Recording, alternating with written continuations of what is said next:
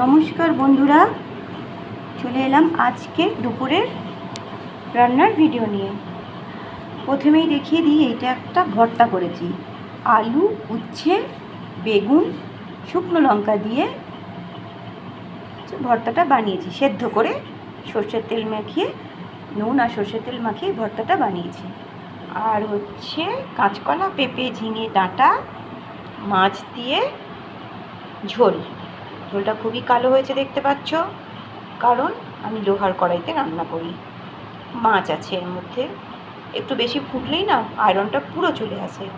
তবে এটা খাওয়া স্বাস্থ্যের পক্ষে খুবই ভালো বলে আমি এখন লোহার কড়াইতে রান্না করি। আর আছে গরম ধোঁয়া ওঠা ভাত।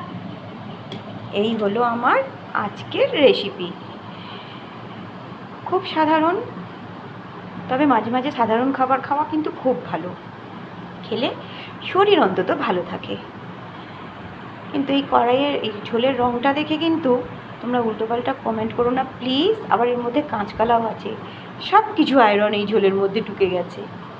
ভালো লাগলে অবশ্যই লাইক, শেয়ার, কমেন্ট করবে। এখন টাটা, আসছি পরের ভিডিও নিয়ে।